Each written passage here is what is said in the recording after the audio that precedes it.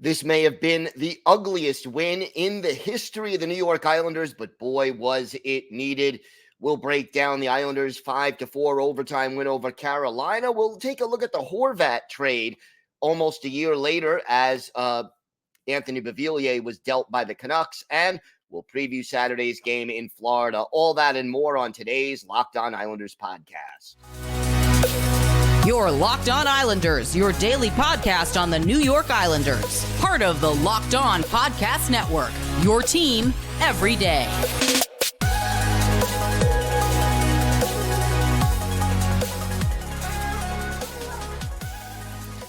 And welcome, everybody, to the Friday edition of the Locked On Islanders podcast, part of the Locked On Podcast Network, your team every day.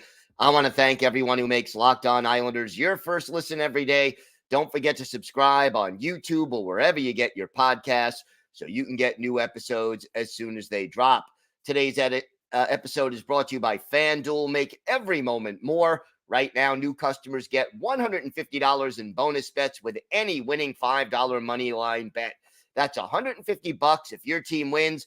Visit FanDuel.com/lockedon to get started. Lots to get to today, but first, if there's something Islanders related on your mind, if you have a question, a comment, maybe something you'd like us to discuss on a future episode, feel free to send us an email to lockedonislanders@gmail.com. And if you leave your first name and where you're from, we are happy to mention you on the show when we discuss whatever's on your mind. You could also follow the show on Twitter at Locked On Isles, and you could follow me, Gil Martin, on Twitter at Ice Wars, NYR, VSNYI.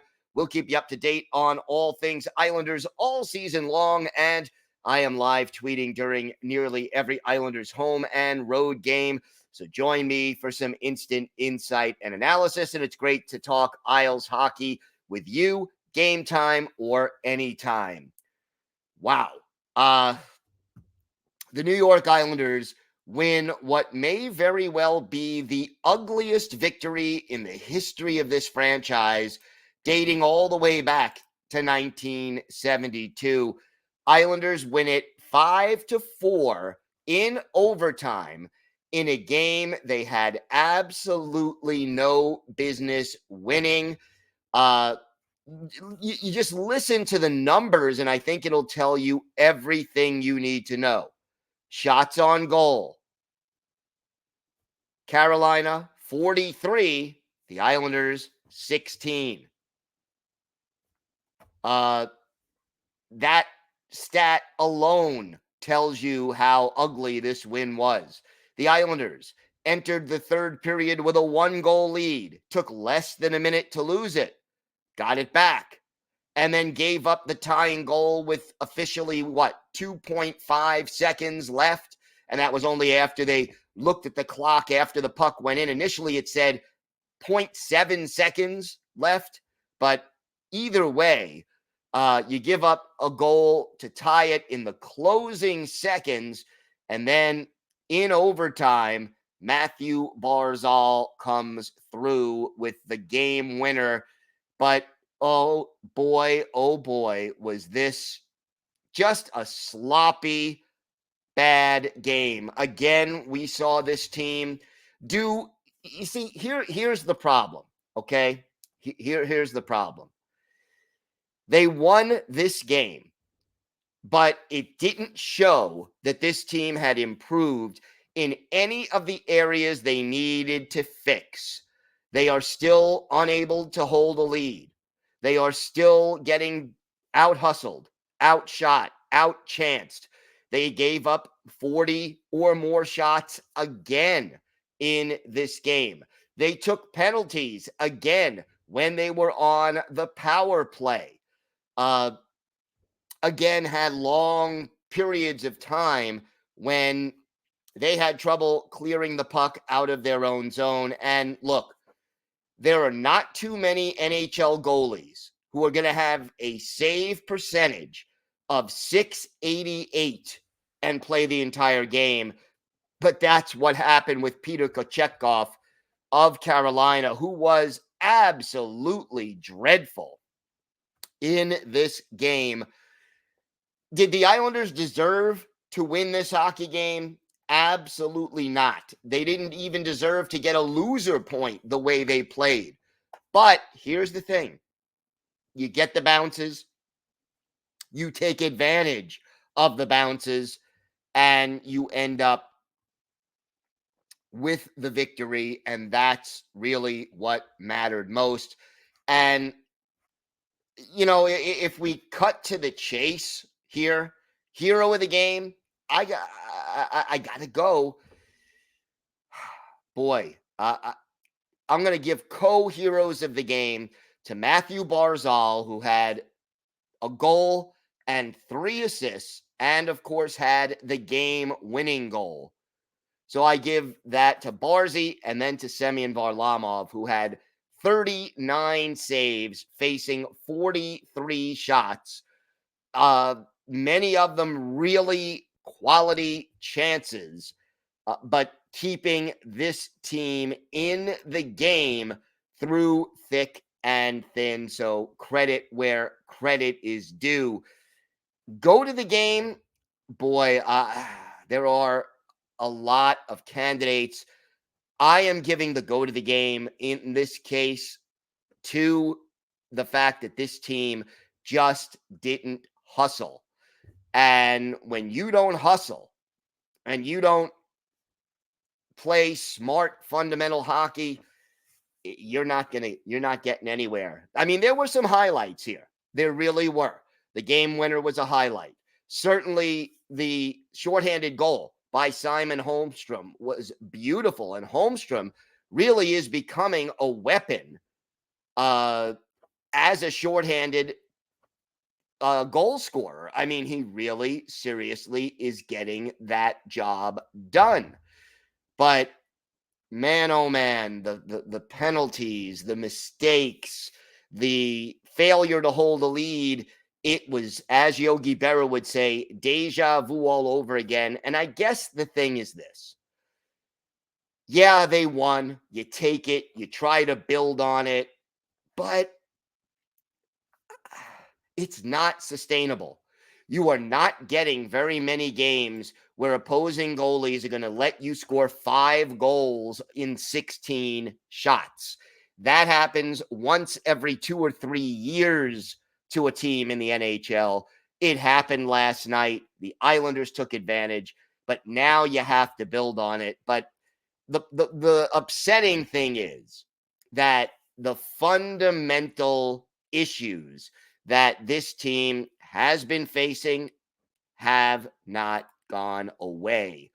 I mean, again, Ryan Pollock, 5 block shots. Got to give him credit for that. 3 assists for Noah Dobson. Bo Horvat getting a goal. Kyle Palmieri, even Pierre Engvall. All of those things were really, really solid. But at the end of the day, just too many problems to think about. Winning 50-50 puck battles, skating the puck out of your zone. Just, this is a veteran team. You blow 2 third period leads, 1 in the first minute, 1 in the last minute. I mean, again, you pulled one out, and you thank your lucky stars for that. But I mean, here's the other statistic that makes you kind of blow your mind. The Islanders gave up 43 shots on goal in this game. Okay. They also blocked a lot of shots in this game. The only players on the Islanders roster who did not block shots, Kyle Palmieri, Pierre Engvall, and Mike Riley. Every other Islanders player had at least 1 block shot. Anders Lee, a forward, blocked 4. Scott Mayfield, Noah Dobson, 3 each. That's sort of the good thing. But when you add up the total shot attempts, I mean, I think in the second period, the Islanders went 10 or more minutes without even a shot at net, let alone on net. It just isn't sustainable. I'm happy to take the 2 points. I am pleased with it. You needed it. But boy, oh boy, this team just isn't good enough. to win consistently, and we need to see a lot more from this team, because if nothing changes, you're not going to get this lucky very often. All right, we have got a lot more to get to. We're going to take a look at the the Bo Horvat trade. It's been, about what now? 10 and a half months, but since the Vancouver Canucks dealt Anthony Beauvillier earlier this week, I wanted to revisit the trade and see how it came out for our Islanders' birthday of the day. One of the brothers who, I believe 6 of them played in the NHL. This one was only an Islander briefly. Let's see if you can guess who that is. He played with the Islanders for the 1994-95 season. We've got that. We'll preview Saturday's game in Florida, all that and more still to come on today's Locked On Islanders podcast. Today's episode is brought to you by FanDuel. As the weather gets colder, the NFL offers stay hot on FanDuel. Right now, new customers get $150 in bonus bets with any winning $5 money line bet. That's $150 if your team wins. If you've been thinking about joining FanDuel, there's no better time to get in on the action. The app is just so easy to use. There's a wide range of betting options, including spreads, player props, over-unders, and more. You got to check this out. And look, you can bet on the NFL, college football bowl season coming up. You've got the NBA, college basketball, and of course the NHL. You could use your knowledge of the New York Islanders. Check out the odds and prop bets for Saturday's game against the Panthers. So visit FanDuel.com/lockedon and kick off the NFL season. FanDuel.com/lockedon. FanDuel, official partner of the NFL. Locked On has launched the first ever national sports 24/7 streaming channel on YouTube. Locked On Sports Today is here for you 24/7, covering the top sports stories of the day with the local experts of Locked On, plus our national shows covering every league, including the NHL. Go to Locked On Sports Today on YouTube and subscribe to the first ever national sports 24/7 streaming channel.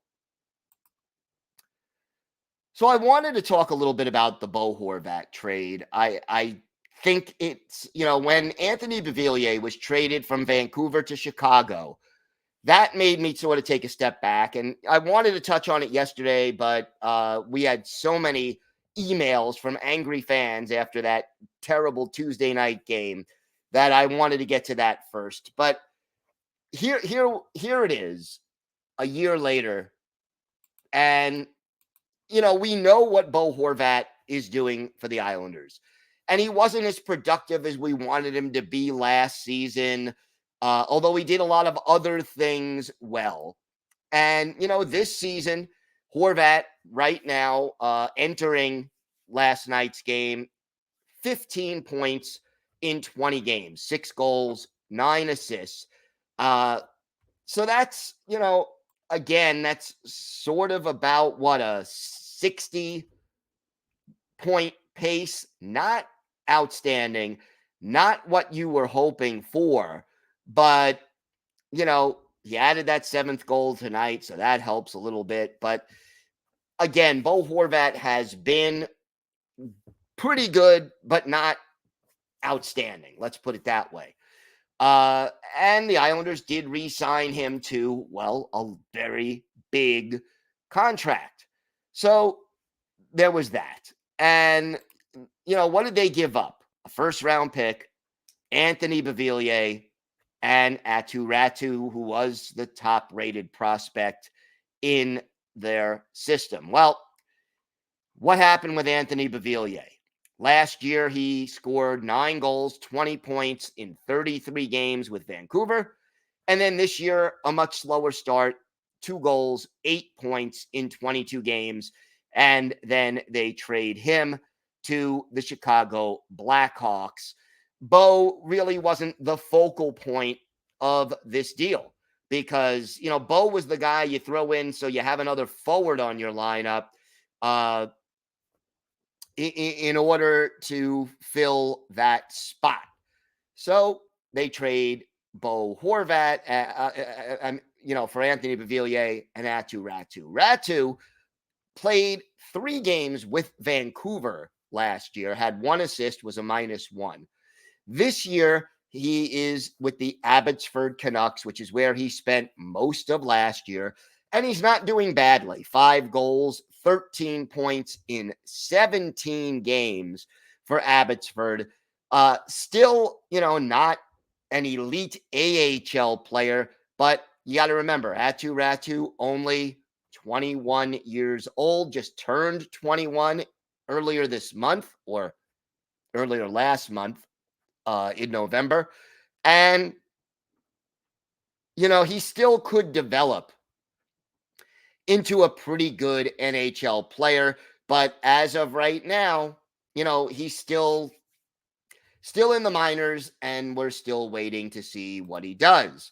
Now, that first round pick, Vancouver did not hold on to it. No, they traded it to the Detroit Red Wings in exchange for defenseman Filip Hronek. And Hronek right now has been the most valuable part of this deal. Hronek in 23 games this year with the Canucks has 23 points, 2 goals, 21 assists. 6 of those assists and both goals have come on the power play.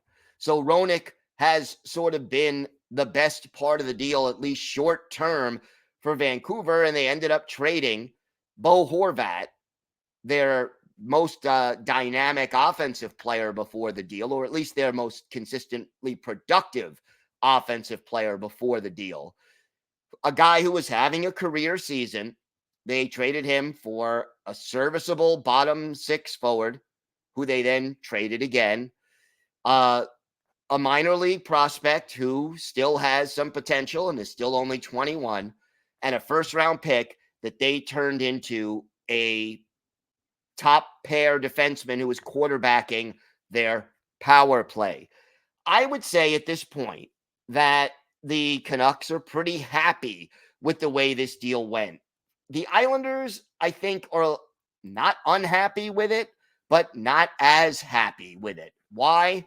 Well, I will quote Lou Lamoriello about this.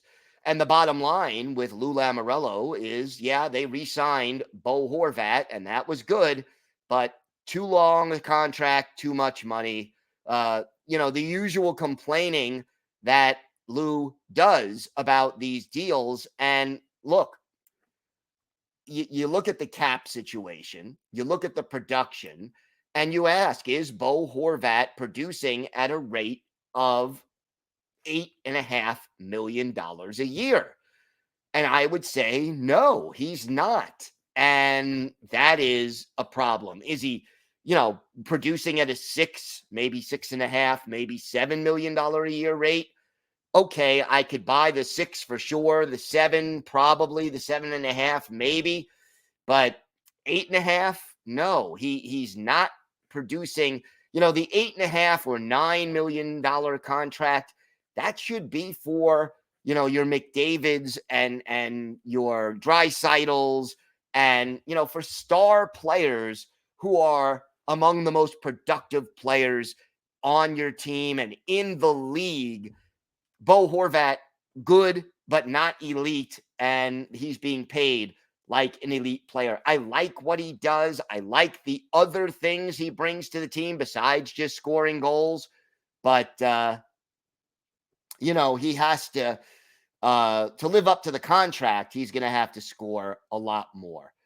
All right, we have got more to get to on today's show. We are going to preview Saturday's game against the Florida Panthers. Now, remember, that's a 6 o'clock Eastern time start. So weird starting time. And don't forget, you can catch every minute of the Islanders' hometown radio broadcast on SiriusXM on the SXM app. Just do a search for Islanders so you can check that out. Anyway, we have got a preview of that game, our Islanders' birthday of the day, and more still to come on today's Locked On Islanders podcast. Today's episode is brought to you by Sleeper. A new NHL season brings all sorts of possibilities. Bo Horvat could score 50 goals. The Islanders could hoist the Stanley Cup. And you can win big playing daily fantasy hockey on Sleeper, the official daily fantasy app of the Locked On NHL Network. Sleeper is our number one choice for daily fantasy sports and especially daily fantasy hockey, because with Sleeper, you can win 100 times your cash in daily fantasy hockey contests. All you have to do is pick whether studs like Sorokin, Ovechkin, McKinnon, or McDavid will record more or less than their sleeper projections for things like goals, assists, saves, plus, minus, or more in a given game. To win a 100 times bet on Sleeper, you need to correctly predict the outcome of 8 player stats.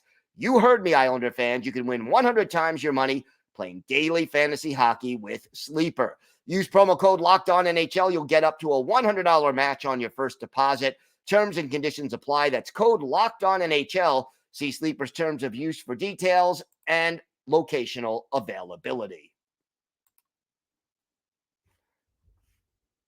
So the Islanders will take on the Florida Panthers. 6 o'clock on Saturday. That's the next game. Got to win that one. Going to need the 2 points for sure. And, the Islanders going to face a Florida Panthers team that is coming off a 5-1 win over the Montreal Canadiens on Thursday. They'll have Friday off, just like the Islanders. They are traveling from Montreal, so both teams heading back to South Florida, and they just finished a 2-1 Canadian road trip, shutting out Ottawa, losing to Toronto by a 2-1 margin, and then beating Montreal 5-1.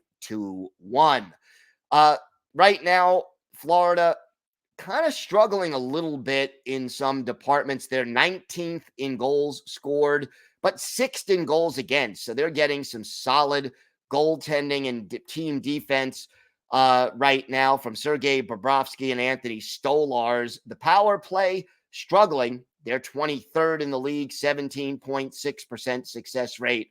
The penalty kill, 14th, right in the middle, 81.1% success rate. As far as goaltending goes, Bobrovsky played Thursday night against Montreal. He has started 18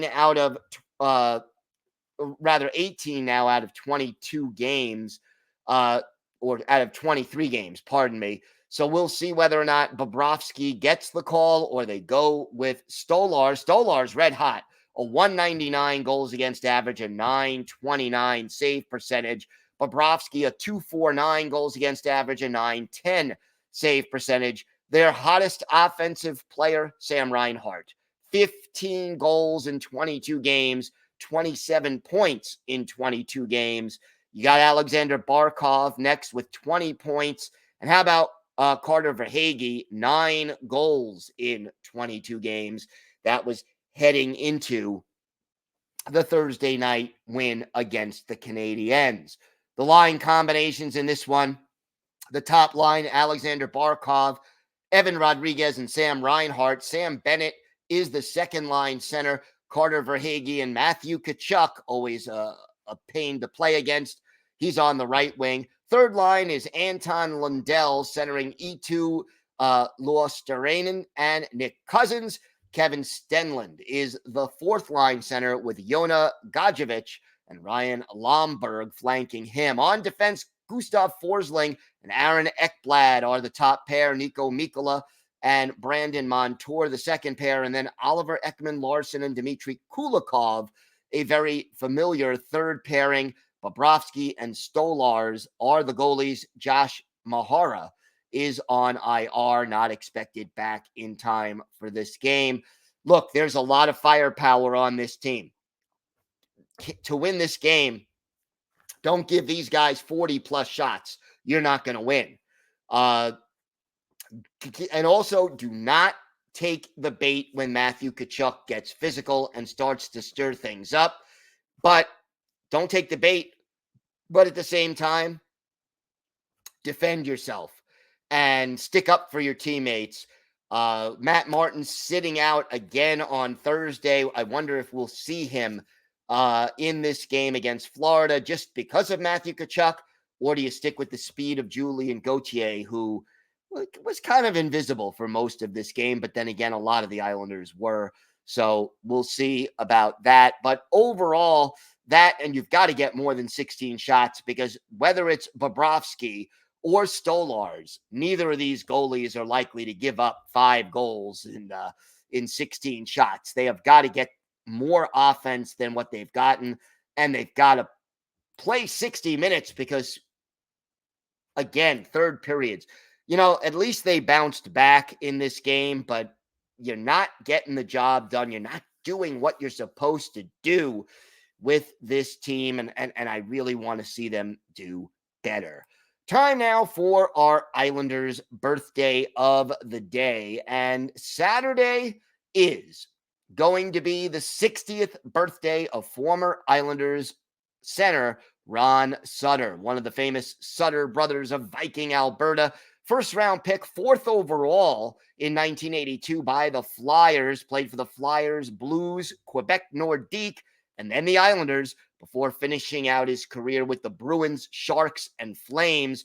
1,093 games in the NHL for Ron Sutter, but only 27 of them were with the Islanders. He had a goal, 5 points, and 21 penalty minutes for his career. 205 goals, 533 points, and 1,352 penalty minutes. Add 104 playoff games, 8 goals, 40 points in those for Ron Sutter. And, it's pretty easy to talk about his best game as an Islander.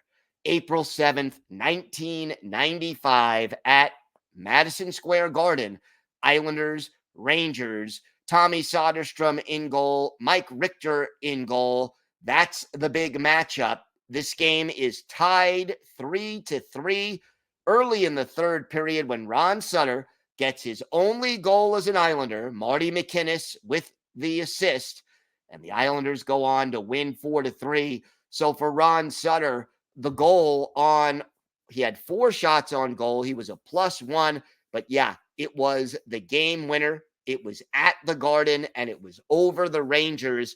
It doesn't get too much sweeter than that. Travis Green scoring twice in this game for the Islanders. Soderstrom made 31 saves, but for Ron Sutter, his best moment as an Islander, and he is our Islanders birthday of the day as he celebrates his 60th birthday. Pretty impressive. 60 years old. Wow. Locked On has launched the first ever national sports 24/7 streaming channel on YouTube. Locked On Sports Today is here for you 24/7, covering the top sports stories of the day with local experts of Locked On, plus our national shows covering every league. Go to Locked On Sports Today on YouTube and subscribe to the first ever national sports 24/7 streaming channel. I want to thank everyone again for making Locked On Islanders your first listen every day. Everydayers, Monday on the show, we will be back with our key takeaways from the game against the Florida Panthers, and we'll see what other Islanders news there is to come. Sebastian Aho eligible to return in time for next Tuesday's game against the Sharks. We'll see if we have an update as to whether he is back at practice. Have a great weekend, everybody. Keep the faith. I know it's a frustrating time right now for this team, but enjoy the weekend, relax a little bit, and of course, let's go Islanders.